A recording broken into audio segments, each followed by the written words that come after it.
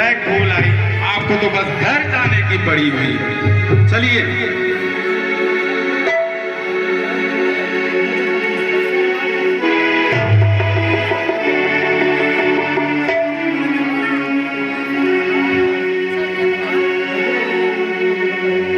प्रणाम पिताजी, प्रणाम। उतरो रमेश, आ गए? हाँ पिताजी। अरे बेटा, हमारे यहाँ लड़कियों से पैर नहीं छुआते। कौन हो तुम? रमेश, ये लड़की कौन है बेटा? पिताजी, ये कोई और नहीं, आपकी अपनी बहू है पिताजी। क्या बोला? बहू? जी पिताजी। तुमने शादी कब कर ली? पिताजी, सब कुछ जल्दबाजी में हो गया कि आपको बताने का मुझे वक्त ही नहीं मिला पिताजी, मुझे माफ कर दीजिए। अरे बेटे, कैसी विडंबना है। मैं यहाँ रोज सपने देख रहा हूँ कि मेरा बेटा पढ़ लिख कर एक अच्छी नौकरी पे खड़ा हो गया है। अब 1-2 साल में उसकी शादी की तैयारी करनी है मुझे। मेरे पास 2 ही तो जिम्मेदारी है, एक तो ठाकुर का कर्ज और दूसरी तुम्हारी शादी। मैं तो हमेशा तुम्हें दूल्हे के भेष में सपना देखा करता था, और एक तुम बता रहा है कि तूने शादी कर ली। अरे रमेश, क्या इतना बड़ा फैसला लेते वक्त तुम्हें तुम्हारे पिता की याद नहीं आई? क्या तुमने मुझे सूचित करना उचित नहीं समझा बेटे? नहीं पिताजी, मैं जरूर उचित समझा, कि ऐसा समय ही नहीं आया, मैं आपको बताता हूँ। ठीक है बेटा। पिताजी, ऐसा ना कहिए पिताजी, आपका साया मेरे ऊपर आसमान के समान है।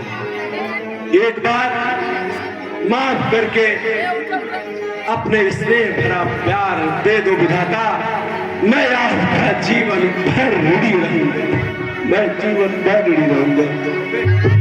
मुझसे जो भूल हुआ उसके लिए मैं क्षमा प्रार्थी हूँ पिताजी। रीना, एक बार आओ अपने विधाता से फिर से आशीर्वाद ले लेते हैं ना। कोई बात नहीं बच्चों, तुम लोगों की खुशी में ही मेरी भी खुशी है। अरे मैं तो जिंदा ही इसीलिए हूँ कि तुम लोग खुश रहो। चलो कोई बात नहीं, जो भी हुआ अच्छा हुआ। बेटा आप नहा के कपड़े बदल लीजिए, तब तक मैं बाजार से कुछ सामान लेके आ रहा हूँ। अच्छा पिताजी, ठीक है।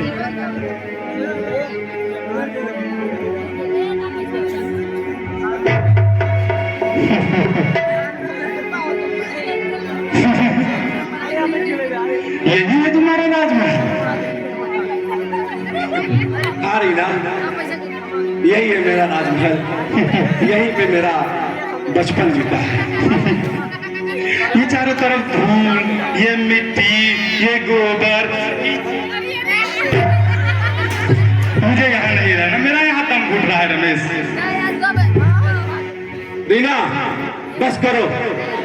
माना तुम करोड़पति बाप की बेटी हो, लेकिन तुम्हें इस तरह लज्जित करने का मुझे अधिकार नहीं है रीना।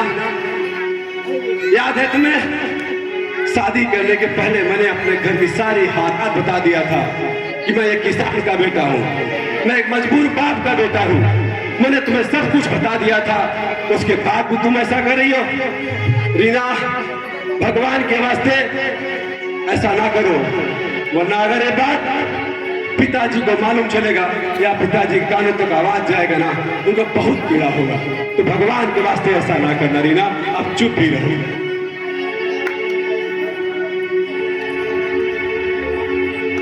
पिताजी आ ही रहे होंगे, अभी सब्जी लेने के लिए गए हैं।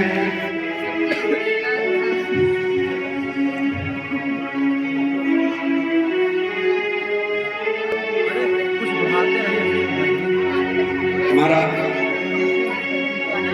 रास्ते में बोलते आई हो ऐसा नहीं किए वैसा नहीं किए, क्या क्या करूं मैं तुम्हारे लिए, सब कुछ तो करता हूं। अब यहाँ आने के बाद में तुम्हारा मुंह बंद नहीं हो रहा है।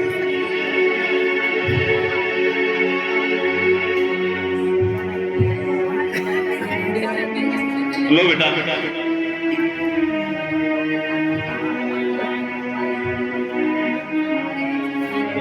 रमेश बेटा।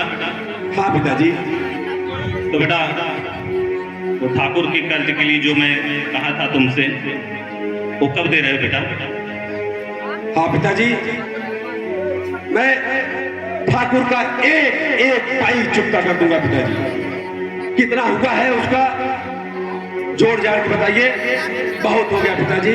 और उसके कर्ज चुकता करने के बाद उस निर्दयी ठाकुर के यहाँ आपको काम करने की भी जरूरत नहीं पिताजी, क्योंकि आपका बच्चा अब कामयाब हो गया है, आपका बोझ उठाने के लायक हो गया पिताजी। ठीक है बेटा, मुझे तुमसे यही उम्मीद थी रमेश। मैं आज ही जाके ठाकुर से पाई पाई का हिसाब करके आता हूँ। ठीक है बेटा, ठीक है।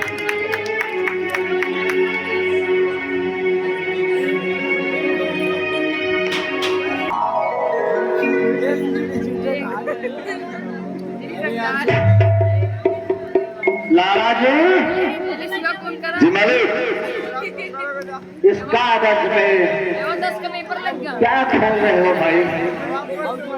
जरा मुझे तो बताओ। मालिक, ये बैंक के कागजात है, इस पे आप अंगूठा लगा देते तो सुरक्षित तिजोरी में रखवा देते। ठीक है, लाओ। मुरीम जी मालिक, कभी कभी हम सोचते हैं अगर तुम ना होते तो ये हमारे रियासत का कार्यभार सुचारू रूप से नहीं चल पाता।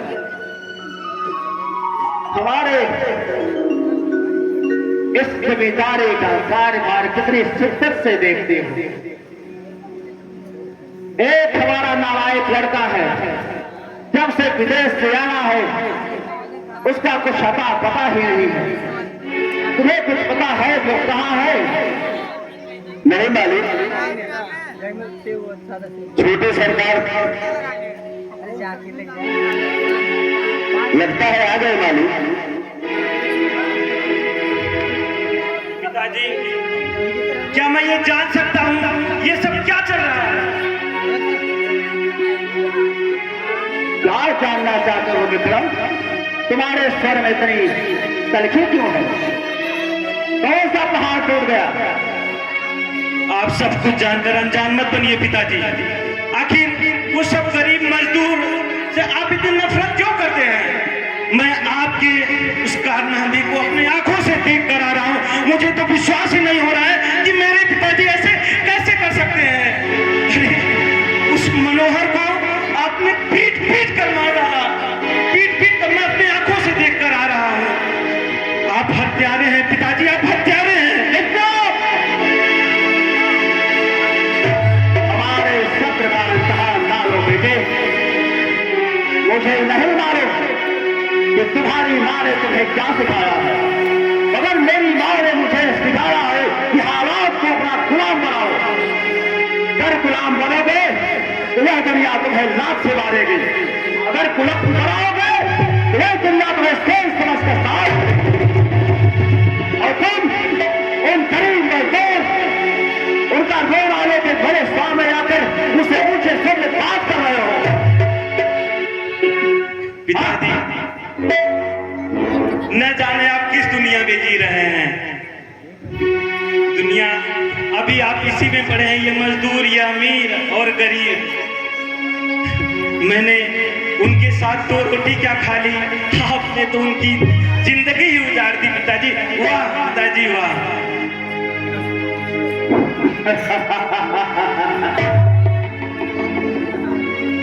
जिसका उलाहना तुम हमें दे रहे हो, हम और गरीब मजदूर किसानों को कीड़े मकोड़ों से ज्यादा कुछ नहीं समझते। तुम उनके साथ बैठ के दो निराले क्या ठानिए, तुम तो उन्हीं की फांसे में दांत करने लगे।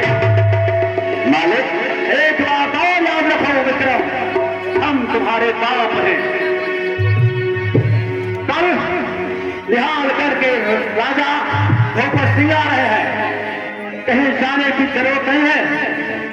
कल तुम्हारे विवाह की बात और शुभ मुहूर्त निकाल कर तुम्हारे विवाह की तय की जाएगी। छोटे सरकार,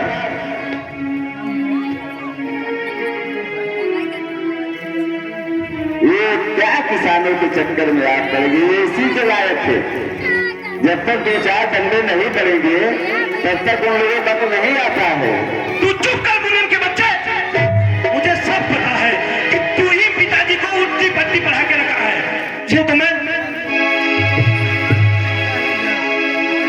पिताजी, रही बात शादी की, तो मैं आपसे बता देना चाहता हूँ कि मैं ये शादी नहीं कर सकता, क्योंकि मैं किसी और से प्रेम करता हूँ।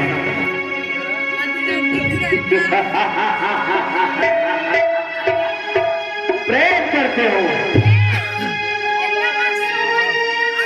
बेटे, यह दौलत भगवान से कम नहीं है।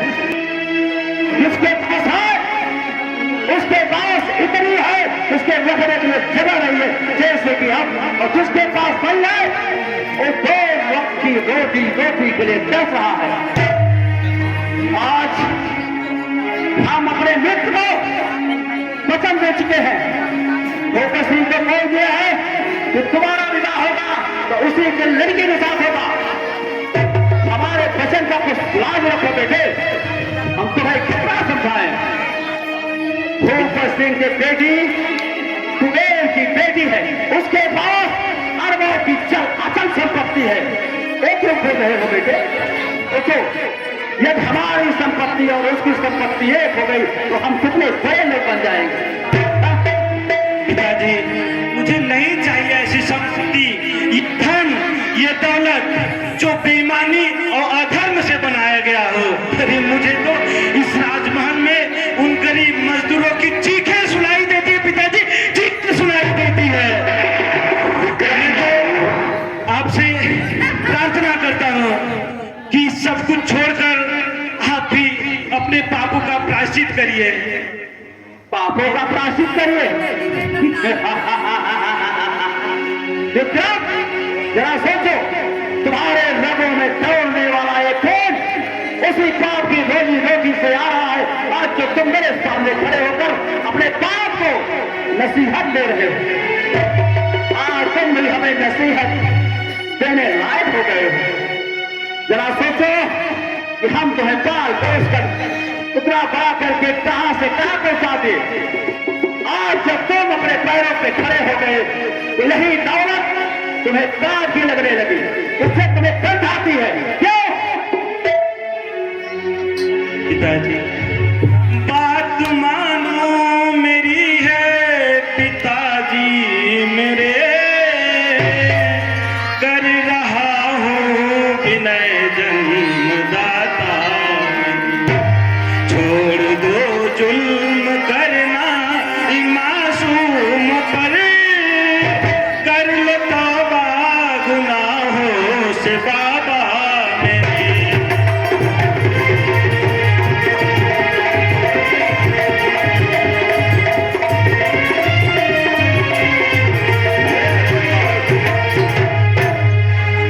जिसके लिए आप ये सब कर रहे हैं, आज छोटे सरकार किसानों के लिए कैसी बातें करें। आने वाले तूफान को देख रहे हो मुल्लाना, कहीं ऐसा न हो यह तूफान हमारी हंसती खेलती दुनिया उजाड़ कर। इसका कुछ करना पड़ेगा, इसका कुछ करना पड़ेगा लाला। जी मालिक, जवाब अपना दिमाग। कैसे हम अपने बेटे को काबू में करें? ये हमारे हाथ से निकलता जा रहा है। मालिक, एक बात बोलूं, ये जो जितनी जमीन जायदाद है उसके मालिक आप हो, और यदि आप चाहें मालिक तो बहुत कुछ हो सकता है। क्या हो सकता है दया? क्या हो सकता है? जरा मुझे समझा कर बताओ। मालिक, पहले एक बार आप प्रेम से समझा करके देखिए। नहीं मानते हैं तो फिर उसके बाद क्या करना है मालिक आपको बता देंगे। ठीक है, खबर भेजो ठाकुर फकर सिंह को। हो सकता है यह शादी हो जाए, वह अपने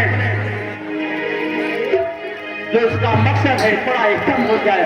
जो हमारे बगावत के तेवर, बगावत के सुर उसके अंतर कंठ से निकल रहे हैं, हो सकता है कि उसमें थोड़ा नरमी आ जाए।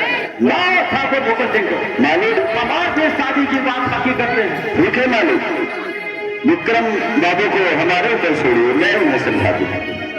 समझाओ, कहीं ऐसा ना हो कि हमारे शब्द का पांच तोड़ जाए। मेरे से ऐसा कुछ नहीं होगा। विक्रम बाबू,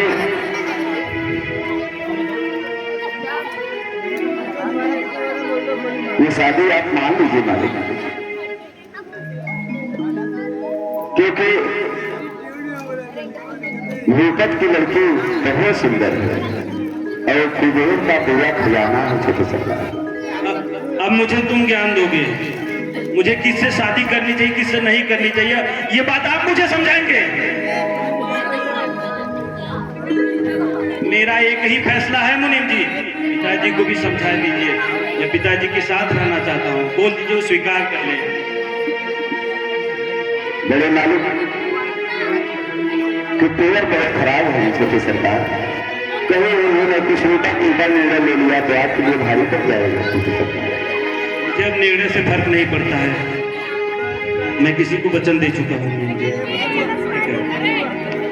मालिक विक्रम बाबू तो बड़े प्यार से मान गए, बड़े प्यार से मान गए। और मेरे भूपत निहालगढ़ के राजा भूपत सिंह को अमूल आता है, उनको संदेश मिलता है। क्या बात है, क्या बात है मुझे। हम तुम्हारे इसीलिए तो दिमाग के कायल हैं, तुम्हारा कहा मान गया। हाँ मालिक, तो बड़े प्यार से मान गए। क्या बात, ठीक है, बुलाओ भगत सिंह को। ठीक है, उसकी शादी की बात आज ही पक्की होगी।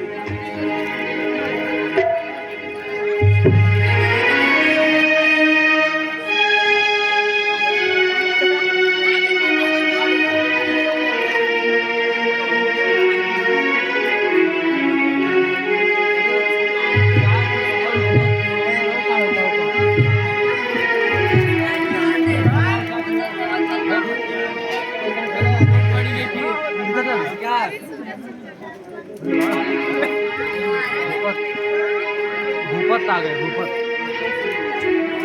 छोटे सरकार दिल के बहुत राजा है, आप निश्चिंत होकर के शादी करिए, कोई दिक्कत नहीं होगी।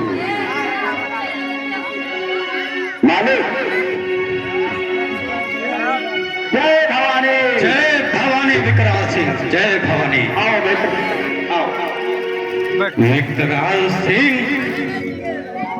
मेरे मित्र, तुम मुझे भूल गए हो, काम काज में इतने व्यस्त हो गए कि तुम्हें हमारी तनिक भी याद नहीं आती।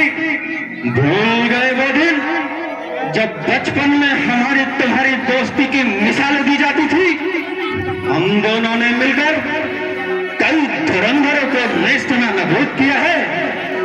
हाँ विक्रम सिंह, तुम्हें हमसे मिलने का समय भी नहीं है। कैसी बात करते हो बेटे, कैसी बात करते हो, हम भला तुम्हें कैसे बोल सकते हैं। सोचो, हम तुमसे एक वादा किए कि तुम्हारे पुत्री से विवाह हम अपने लड़के विक्रम से करें।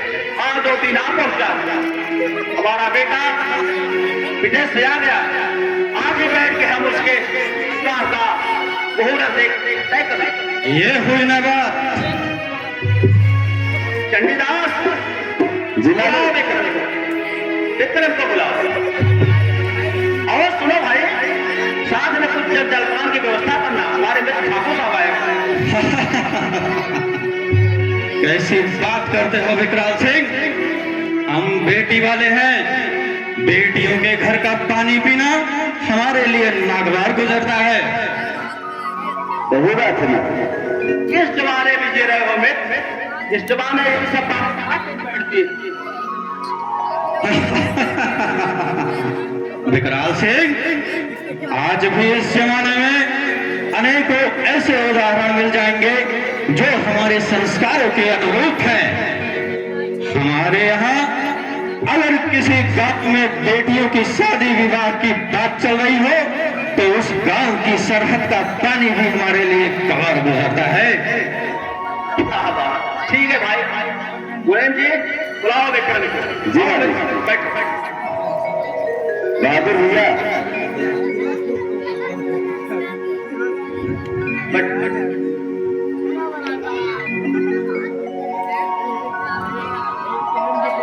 आ रहे हैं मालूम, विक्रम बाबू आ रहे हैं।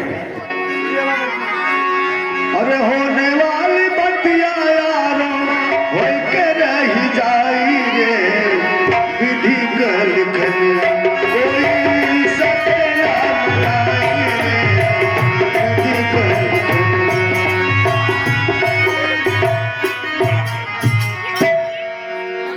बेटे विक्रम, ये है हमारे मित्र निहालगढ़ के जमींदार भूपत जी, प्रणाम। खुश रहो बेटा। देखो मित्र, यही है हमारा बेटा। अब विक्रम के बारे में हम क्या ही बोले विकराल सिंह। विक्रम को तो हम भली भांति जानते हैं। हम केवल यहाँ औपचारिकताएं पूरी करने आए हैं मित्र। एक दिन कोई शुभ मुहूर्त दिखाकर इन दोनों का विवाह सुनिश्चित कर लो। ठीक, फिर आप अपने घर को प्रस्थान के लिए हम एक अच्छा सा मुहूर्त निकाल के आपको खबर भिजवा देंगे। जय भवानी विकराल सिंह, जय भवानी। हम तो कहते हैं मालिक बेटा विक्रम बाबू से पिताजी, पिताजी क्या शादी की बात आप कर रहे हैं? मैं आपसे पहले कह चुका हूं मैं ये शादी नहीं कर सकता। मैं आपको अंधेरे में भी नहीं रखना चाहता हूं कि कोई लड़की आपके घर की बहू बने, उसके साथ अन्याय हो। तो मैं ये शादी नहीं कर सकता, आपको पहले बता चुका हूं पिताजी। आज तक तो शादी विवाह के फैसले हम ठाकरों के खानदान में बड़े भी करते आए हैं, तो वो फैसला कब से लेने लायक हो गए विक्रम? तब से हमारे वचन का तो ख्याल रखो। पिताजी, बात यहाँ भी वचन की ही है। मैं भी किसी को वचन दे चुका हूँ कि मैं शादी करूंगा तो उसी से, नहीं तो मैं नहीं करूंगा। ठीक है, तुम्हारी जैसी मर्जी। आज हम अपने आप को कितना शर्मिंदा महसूस कर रहे हैं विक्रम, इसकी कल्पना शायद तुम नहीं कर सकते। इसकी कल्पना शायद तुम नहीं कर सकते। जाने दो विकराल सिंह, जाने दो, जाने दो विकराल सिंह। तो मरेगा तब उसे कैसे भी अहमियत समझ में आएगी, और क्या जमींदारी होती है, क्या रुतबा होता है, भली भाषा समझे। और मैं तो कहता हूँ मालिक, एक दिन भी थोड़ा राष्ट्रत्व हुए, एक दिन भी नहीं बीतेगा भाग का। शायद तुम ठीक कर रहे हो मुनीम, हमारे पास आखिरी विकल्प यही है, हम इसको अपनी जायदाद, अपनी जमींदारी से निकाल देंगे। यहाँ तक हम अपने दिल से भी उसे निकाल कर फेंक देंगे। ये समझ लेंगे कि हमारे कोई औलाद नहीं थी, लेकिन मालिक हम हैं। मरते दम तक आपका साथ देंगे मालिक। पिताजी, मुझे ये धन दौलत, ये साम्राज्य कुछ भी नहीं चाहिए, बस हमें अपने चरणों में जगह दे दीजिए। हो मुबारक तुम्ही को ये दौलत पिता, खून की गंध आती है मजलूम की, टूटी कौड़ी भी मुझको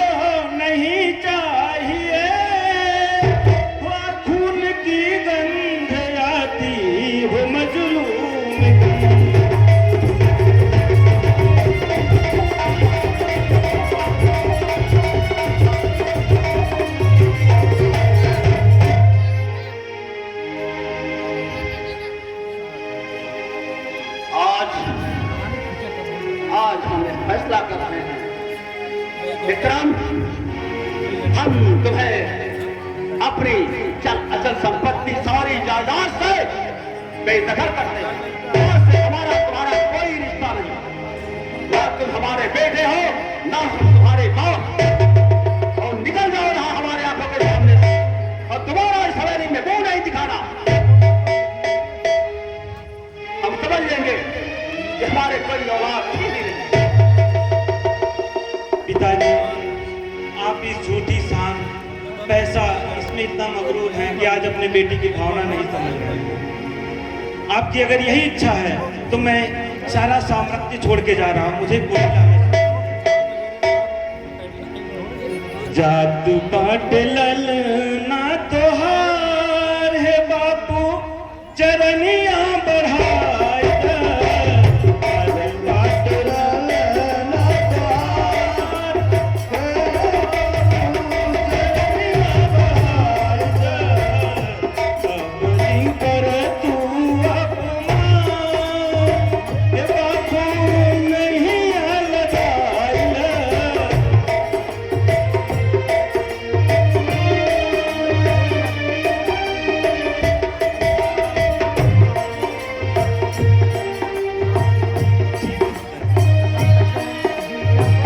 जा रहा हूँ।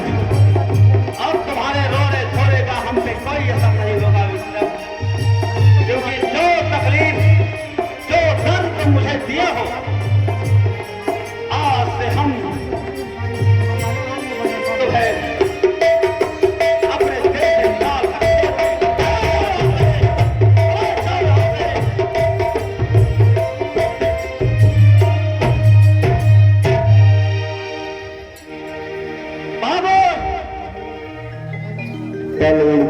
पंथी ये देत हुआ ये दाना।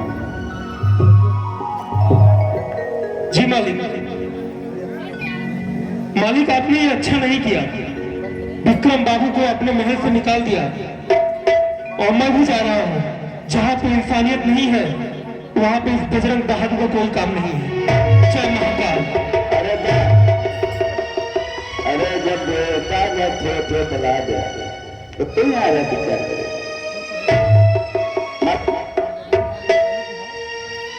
दोनों काटे गए, अब आप निश्चिंत रहिए। अब कोई आपको इधर उधर की बातें नहीं करेगा। आप टेंशन फ्री, आप हाजमा की गोली लीजिए सरकार। ठीक है मुनीम,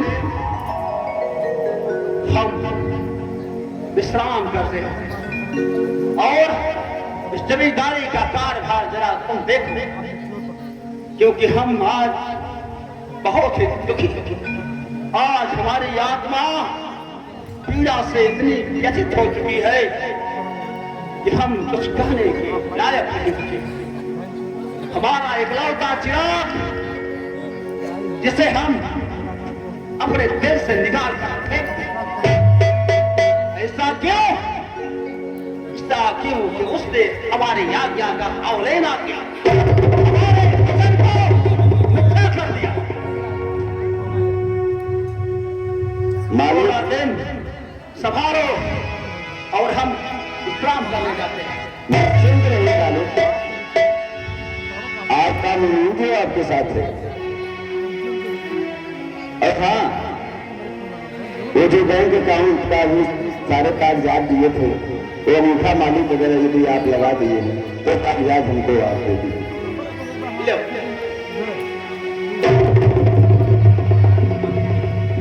ठीक है बात, आप आराम कीजिए, हम बैठ जाते हैं।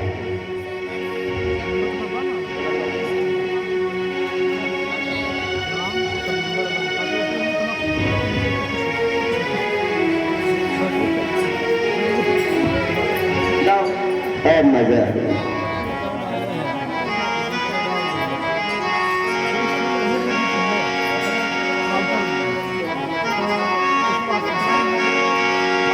चाहूंगा मैं तुझे साज सवेरे, फिर भी कभी तेरे नाम को मैं चली साहब, अरे रीना, जरा इधर तो आओ। क्या बात कर रही है पगली? एक बार बस जैसे तैसे कर चुकता हो जाए ना, तो बाबूजी को साथ ले चलेंगे हम, तुम बाबूजी शहर में ही बस जाएंगे। काहे इतना चिंता कर रही हो पगली? चिंता मुझे नहीं हो रही है।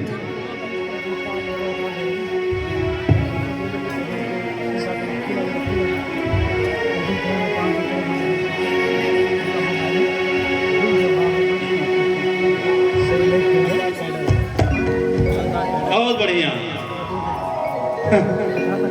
बहुत बढ़िया रमेश बेटा। अभी तक तो मैं ये गलतफहमी में जी रहा था कि तू सिर्फ मेरा ही बेटा है, लेकिन आज तुम्हारी बातें सुनकर मेरी गलतफहमी दूर हो गई। बहुत अच्छा विचार है बेटे, बहुत अच्छा विचार है तुम्हारा। पिताजी, रीना मेरे से जो बातें कह रही थी वो आपने सुन लिया कि घर बेच देने का इरादा है? पिताजी, रीना ठीक तो कह रही है। बेच दो ना इस खंडहर को। क्या करेंगे इस घर का पिताजी? ठाकुर का कर्ज लेके हम लोग कब से झेल रहे पिताजी। मेरी अच्छी खासी जिंदगी इस ठाकुर के कर्ज के कारण तबाह हो रही है। तो मुझे लगता है पिताजी बेच देना चाहिए इस घर को। अरे बेटे, खंडहर कह रहा है तू इसे? अरे ये घर तेरी माँ की आखिरी निशानी है पगले। तेरी माँ ने बड़ी मेहनत से अपने खून पसीने की कमाई लगाकर ये घर तैयार किया था। बड़ी अपेक्षा थी उसकी, बड़ी खुशियां थी उसे, और इसे तू कह रहा है ये घर बेच दूं? अरे बेटे, ये घर नहीं है, ये मंदिर है, मंदिर। और मंदिर कभी बेचे नहीं जाते बेटे, वहां तो श्रद्धा से सर झुकाए जाते हैं। रमेश, एक बार फिर से विचार करो। देखो, मैं ठाकुर के हवेली से आ रहा हूँ। ये उसमें हिसाब मुनीम जो है ना, हिसाब बना के दिया है 1,30,000 ही है बेटा। अगर तुम चाहोगे तो बहुत जल्दी ये कर्ज मुक्त हो जाएंगे हम लोग बेटा। बाबूजी, रमेश के पास इतना पैसा नहीं है कि वो ठाकुर जी का कर्ज चुका सके। हाँ बेटा, तू सही है। जब अपना ही बेटा ऐसा बोल रहा है तो तू तो गैर के घर से आई है बेटी। मुझे तुझसे कोई शिकायत नहीं है, ठीक है बेटी। पिताजी, एक बार फिर सोच लीजिए। और मेरे भी कामकाज का बहुत नुकसान हो रहा है, और इस बार कंपनी ने वेतन भी नहीं दिया है। तो मुझे लगता है पिताजी घर बेचने में ही हमारी भलाई है। अरे बेटा, तुझे जाना है तो जा रमेश, लेकिन ये बार बार घर बेचने की बात मत कर। ये दिल में छुरी लगती है। अरे मेरी गीता जो वहां जाके बैठी है, उसकी आत्मा ये देख रही होगी क्या गुजरेगी उसकी आत्मा पे। ये घर बेचने की बात मत कर बेटे, तू चला जा रमेश, चला जा। हम अपना पूछा हुआ दिन किसी तरह गुजर बसर कर लेंगे बेटे, तुझसे कोई शिकायत नहीं है। अरे हाँ, लेकिन ये कहानी किसी और से मत बताना बेटे, नहीं तो एक लाचार बाप का विश्वास अपने पुत्रों से उठ जाएगा मेरे लाल। कोई बाप अपने पुत्र बेटे पर भी भरोसा नहीं करेगा। जा रमेश, अगर तेरे चूल्हे में कभी लकड़ी की कमी हो जाए तो चले यार, ये बूढ़ा पेड़, बूढ़ा वृक्ष तुम्हारा सारा इंतजार करता रहे। आना, और ये लकड़ी भी काट के ले जाना बेटे। जाओ रमेश, जाओ रमेश।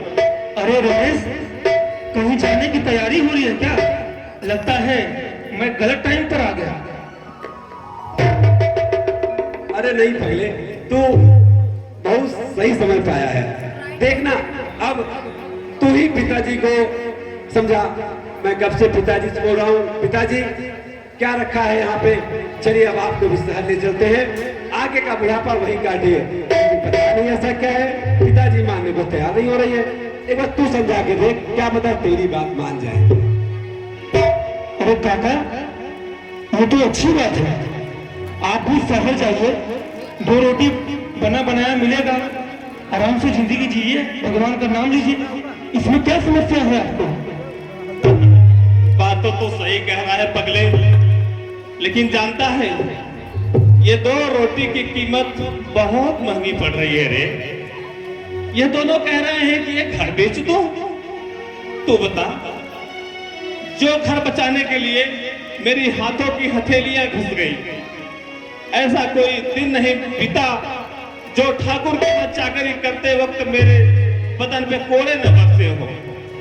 जब मेरी गरीबी थी, जब मेरी मजबूरी थी, जब मुझे इसे पढ़ाना था, जब मेरे सामने बहुत सारे खर्चे थे, अरे तब तो मैंने घर तो बेचा ही नहीं। और आज मेरा दिन बदल रहा है, रमेश की नौकरी लग गई है, पैसे आने शुरू हो गए हैं, तब ये नादान बोल रहा है कि घर बेच दे। बहादुर, मैं इनकी शर्तों पर तैयार नहीं हुआ थे, दोनों मुझे छोड़कर और इस घर को ठोकर मार के जा रहे हैं पगले। तू समझा इसे रे। रमेश, ये मैं क्या सुन रहा हूँ?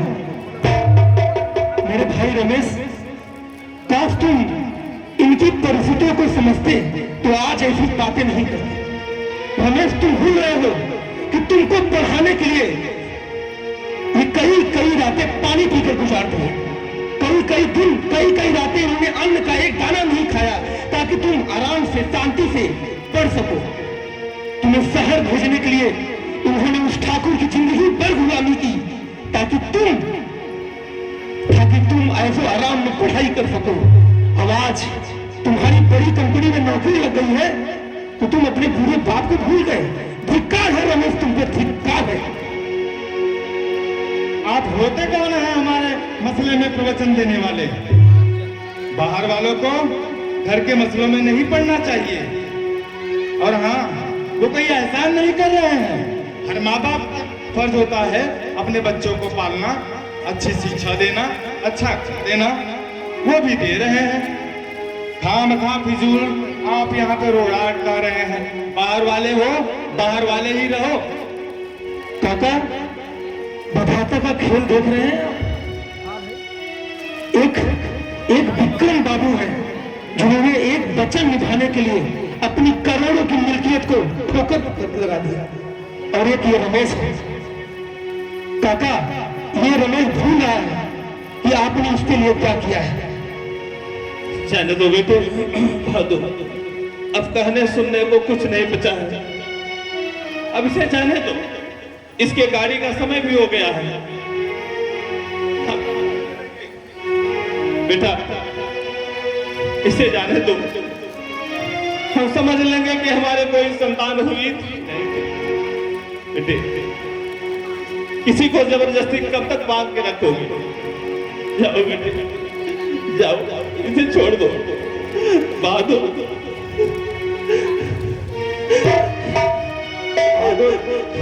पिताजी, मेरी मजबूरी नहीं समझ रहे आप।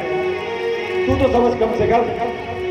अब मैं चलता हूँ क्योंकि मेरे ट्रेन का वक्त हो गया है और मुझे बहुत जल्द शहर पहुँचना है। चलो रीना। काका, कोई बात नहीं, आज से आपके बुढ़ापे का सहारा मैं हूं। बहादुर, ठीक है बेटा। आप बिल्कुल चिंता मत करिए काका। जब मेरी स्थिति खराब थी तो आपने मुझे 2 रोटी, आपने मुझे पाला पोसा है। आपकी रोटी की कीमत मैं जानता हूँ काका। जब तक इस बजरंग बहादुर के अंदर प्राण है तब तक आपको कभी भी किसी चीज की कमी नहीं होगी। मैं आपको वचन देता हूँ काका। मैं तुम्हारी भावना का कद्र करता हूँ बहादुर, तो मेरे बेटे जैसे ही हो, लेकिन जब अपना खून ही धोखा देके चला गया बेटे।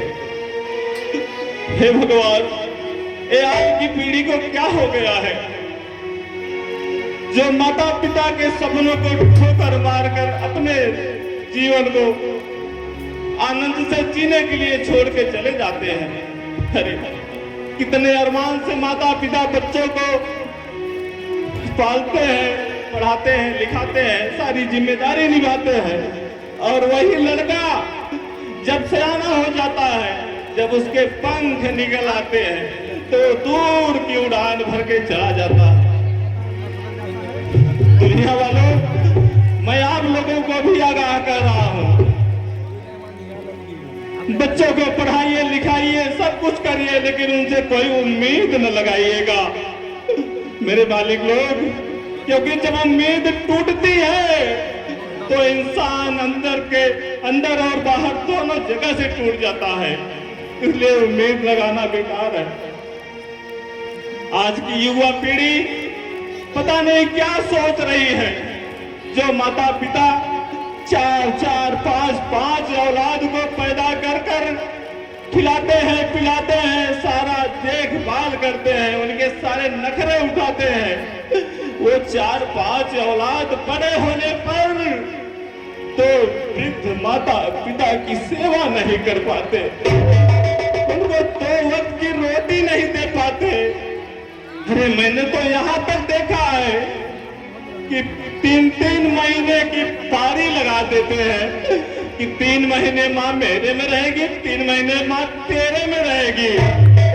अरे हाय रे जमाना, कभी माँ बाप ने ऐसा नहीं किया कि बेटे तुम 5 भाई हो, एक दिन एक भाई खाएगा, दूसरे दिन दूसरा खाएगा, नहीं, क्योंकि वो माँ बाप है, उनका हृदय विशाल है। अरे हाय रे जमाना कि बेटा भय बेगाना हो, कि बेटा भय बेगाना, टूटा कुलियर मनवा हो, सपनवा सारा माटी होई गवा, कि बेटवा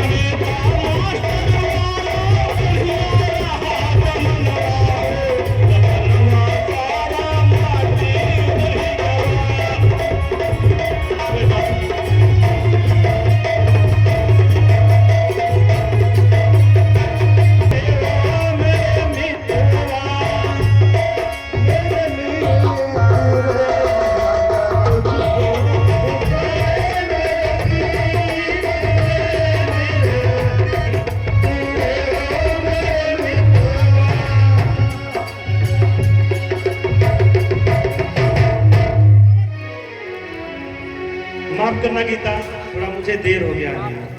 अरे नहीं नहीं मालिक, अभी अभी तो मैं भी आई। गीता, मैं तुमसे सच में दिल से प्रेम करने लगा हूँ। कुछ सोचूं तो तुम्हारा ही नाम आता है, कुछ बोलूं तो तुम्हारा ही नाम आता है। तुम्हारी तो हमेशा मैं तुम्हें याद करता रहता हूँ गीता। मैं अपना घर छोड़ के आया, पिताजी ने हम दोनों को स्वीकार नहीं किया। अब हम अपनी एक नई दुनिया बसाएंगे, एक अलग दुनिया में रहेंगे, और हमारा ये साथ हमेशा आजीवन रहेगा। मेरे साथ मुझसे शादी करोगी ना? ये मेरी सौभाग्य की बात होगी। ठीक है, अब ये साथ जन्म जन्म तक रहेगा, हमेशा। जन्म जन्म का साथ है हमारा तुम्हारा, हमारा तुम्हारा। ये जन्म का साथ है तुम्हारा,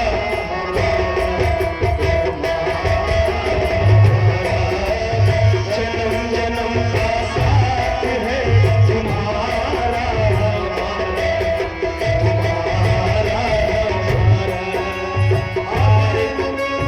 इस जीवन में जन्म जन्म का साथ है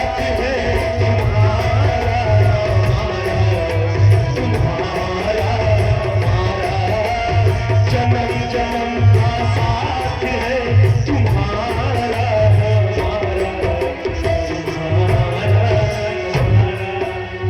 प्यार के पंख लगा के दूर कहीं उड़ जाए, प्यार के पंख लगा के दूर कहीं उड़ जाए, जहाँ हवाएं गम की हम तक पहुँच न पाए, जहाँ हवाएं गम की हम तक पहुँच न पाए। खुशियों की खुशबू से महके घर संसार हमारा, जन्म जन्म का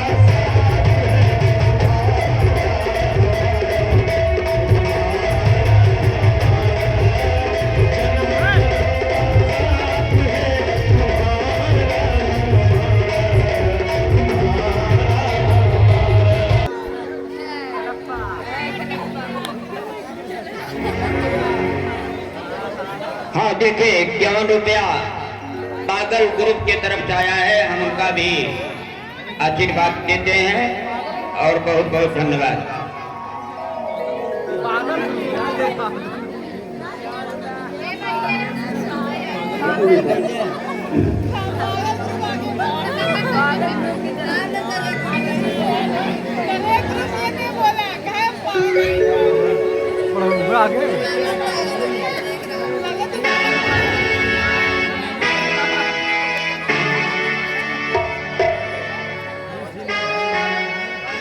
आज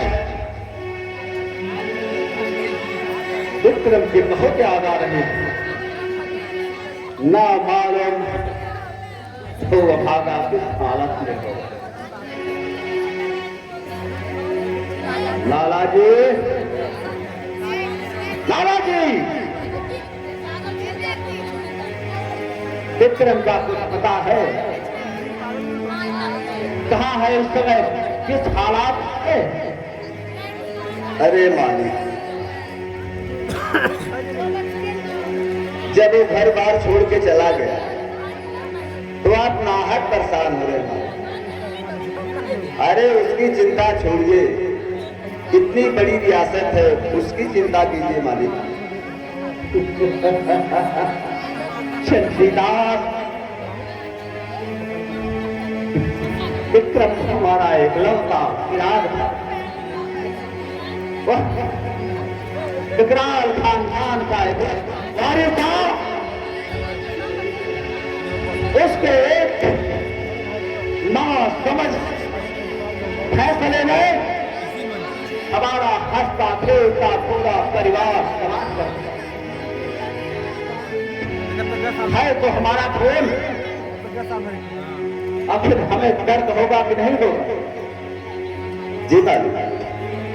चंडीदास, पता करो वो किस हालात में है। ठीक है मालिक। देखिए, जीवन में दौलत का होना बहुत जरूरी है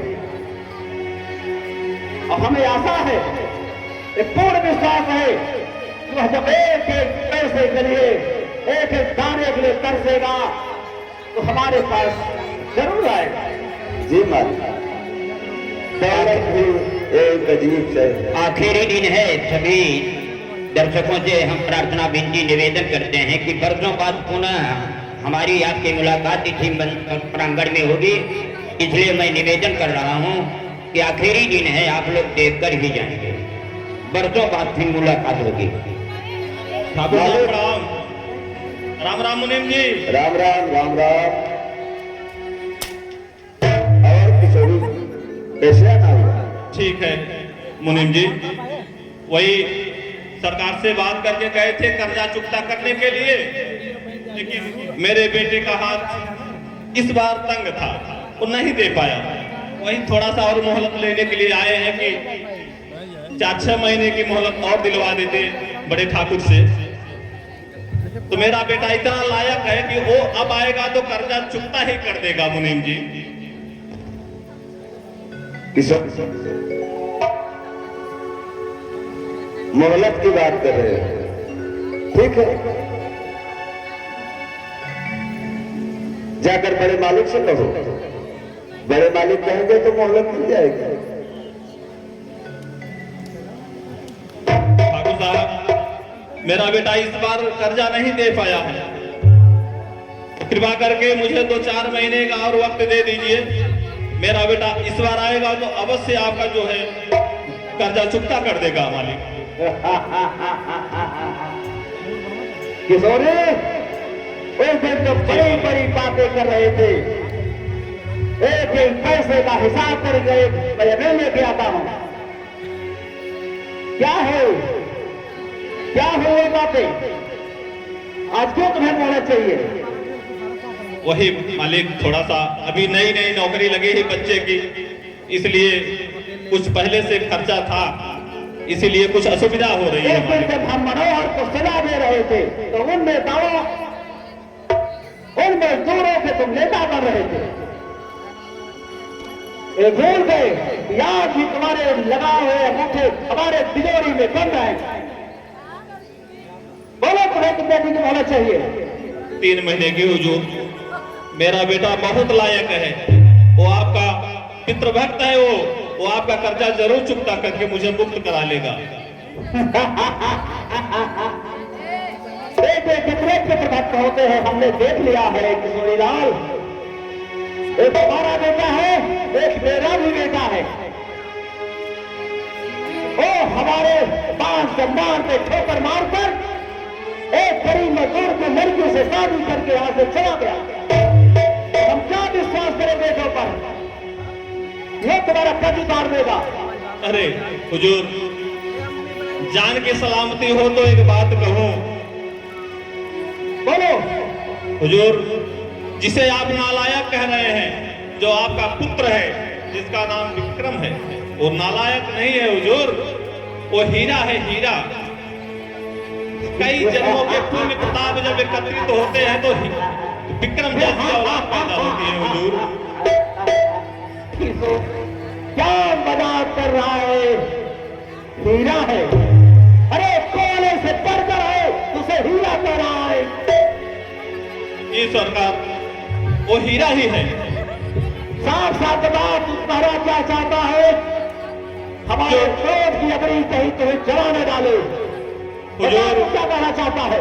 हुजूर तो सुनिए, जो ये सारे फसाद की जड़ हुई है, वो वजह यही थी कि एक दिन विक्रम बाबू जिस दिन विदेश से आए थे, खेत में गए थे और हम गरीब लोग भोजन कर रहे थे, तो उन्होंने भी भोजन किया और रास्ते में जाते वक्त एक सांप जो है उनके पैर के नीचे आने वाला था। तब तक वो गीता मनोहर भाई की लड़की ने धक्के मारकर विक्रम बाबू को एक किनारे कर दिया, जिससे उनकी जान बच गई। सरकार, वो आपके असली खून है। उन्होंने अपने जान की कीमत के बदले गीता से शादी करने का प्रस्ताव स्वीकार कर लिया। आज आपका चिराग, आपके कुल का दीपक अगर जिंदा है तो मात्र गीता की वजह से, जो आपकी बहू बन चुकी है। तो क्षमा कीजिएगा। किशोरे, क्या आप सच है? अरे बात सच है। यह बात है विक्रम ने क्यों नहीं बताई? चंडीदास, हिमालय, ये बात तुझे मालूम थी? मालिक, अरे ये किसान है, ये अपने जमीन के कागज लेने के लिए झूठ बोल रहा है। ऐसे कुछ भी बात नहीं थी। न वहां सर्प निकला था, न वहां गीता को बचाया था। सच सच बता मुझे, इसके पीछे कौन सी सोची समझी षड्यंत्र के तहत जो बात तेरे दिल में है उसे साफ साफ बता। मालिक, अगर हमारी बात का विश्वास न हो तो आप एक बार विक्रम से साफ साफ पूछ लीजिएगा। वो आपका पुत्र है, वो झूठ नहीं बोलेगा। जो मैं बता रहा हूं 100% सच है। हमारे पास विक्रम का कोई भी पता ठिकाना नहीं है। हम उसे ढूंढे कहां?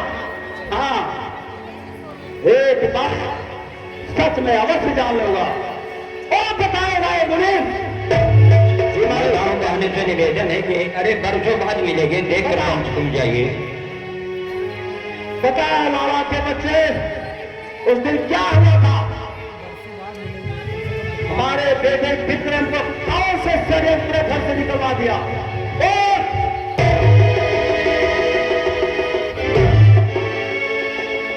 तेरी इतनी हिम्मत, तू हमारा चावल खबर रहा है? बहुत हो गया।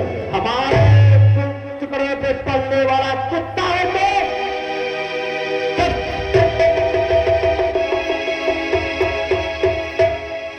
तो अलग बहुत इज्जत करी,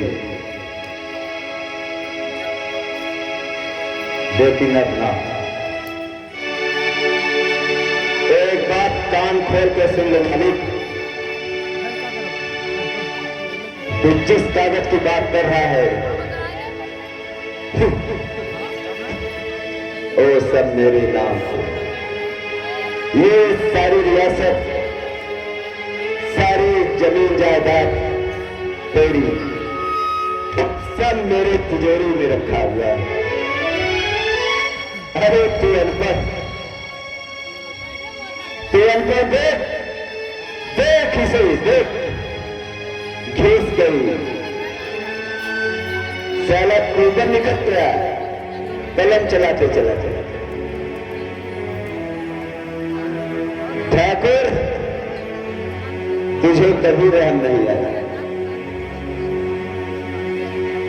और तेरे अनपढ़ होने का फायदा मुझे उठाया। अरे विश्वासघाती, इतना बड़ा विश्वासघात किया है तू मेरे साथ। तू नशा तो नहीं करके आया है। तू सोच कि तेरे सामने कौन खड़ा है। हमारे क्रोध की सीमा को, हमारे क्रोध की अग्नि से ज्यादा क्रोध न बढ़ता पड़े। कहीं न जाना हो कि हमने तुम्हें ऐसी मौत मारे ये हवेली की दीवारें भी काट दे। सजीला,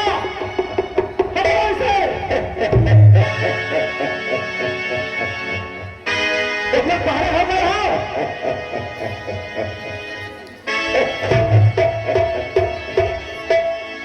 ठाकुर, तो दिल में ख्वाब देखा है, ये लोग तेरी आवाज नहीं सुने। देखना चाहता है तो ये देख।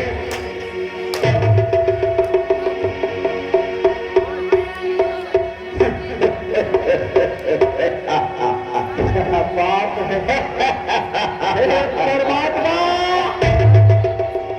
क्या लीला है तेरी, जिसको हम अपने घर का सदस्य समझता रहा, जान से भी प्यारा समझता रहा, उसके हवाले हम अपनी सारी जागीर कर दे।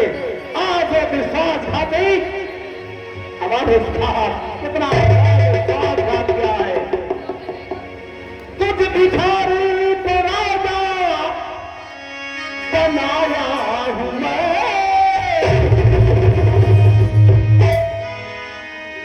वफादार कुत्ता दरबार में, क्या निछावर भी करता यहाँ तुझ पे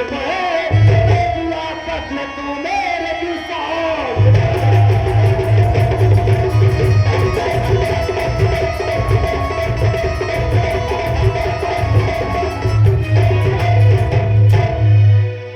अरे बात सुन ले मेरी एक बिकराल सिंह, आज से तेरा नाटक खत्म हो गया।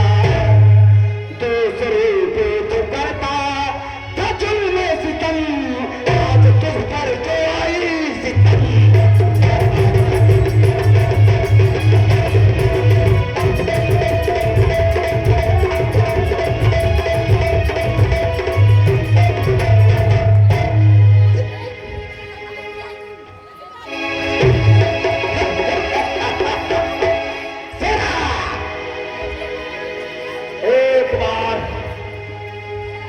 एक बार हमारे बेटे विक्रम को आ जाने दो मुनीम।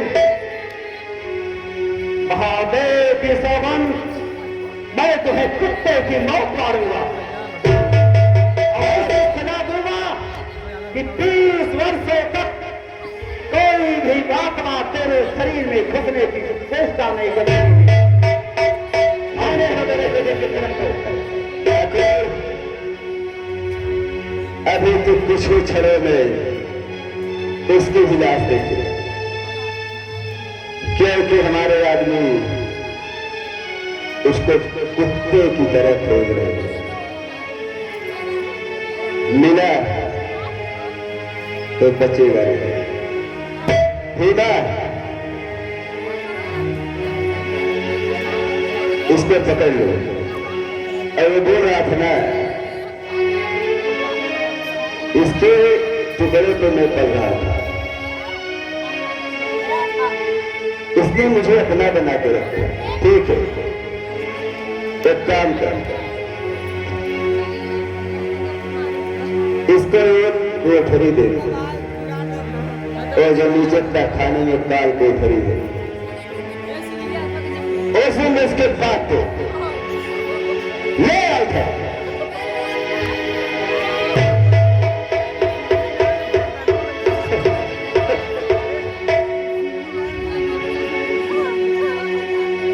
प्रभु, हे विधाता, हम अपने आप को क्या मानते रहे, अपने आप को महान शक्तिशाली समझते रहे। आज हमें पता चला कि तेरी दुनिया कितनी प्यारी है, जिसे हम पाल पोस कर हम अपने घर का सदस्य बनाए। आज वही नाक हमें डस लिया। देखा यह दौलत, यह शोहरत अपने हैं तो यह भी अच्छी लगती है, अगर अपने नहीं है, अकेले जिंदगी के लिए यह दौलत किसी जंजाल से कम नहीं, किसी संकट से कम नहीं। क्योंकि मरीम जैसे भेड़िए इस संसार में, इस समाज में घूम रहे हैं, तब तुम्हारे ऊपर आक्रमण करके तब तुम्हारी दौलत हड़प लेंगे। इसका जीता जागता प्रभाव साक्षात यह मुनीम हमें दे रहा है। बात तो साधुओं जैसी कर रहा है, अब इससे कुछ फायदा नहीं। तुमने भी ये सारी रियासत, सारी जमीन जायदाद कोई नंबर एक से नहीं कमाया है। एक हे बड़ी शराफत, जिस दौलत के लिए, इस रियासत के लिए आज हमारी जान जा रही है, तू अपने विषय में भी सोच अपने अंदाज के बारे में। जब इस दौलत के लिए हम भी मर रहे हैं तो कसम भगवान की, तुम भी एक दिन इसी तरह कुत्ते की मौत पड़ेगा। अभी भी तेरे पास वक्त है, अपने गुनाहों से तौबा कर, अपने पापों का प्रायश्चित, क्योंकि हम तो है पाप, क्योंकि हमारे हाथ इतने मासूमों के खून से लगे हुए हैं कि हमें भगवान भी माफ नहीं करेगा।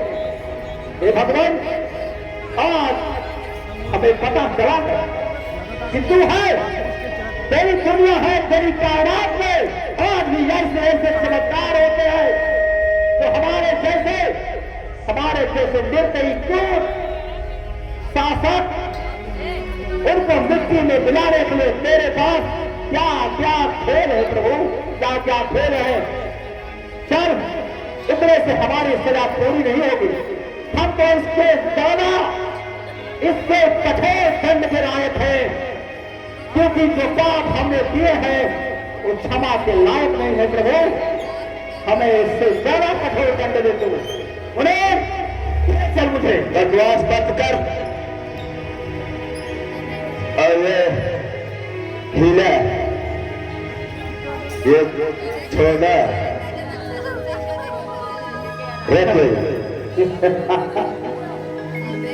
और इसको कार कोठरी में रखना और इतने कोड़े मारना इसकी सारी लकड़ी ढीले हो जाए।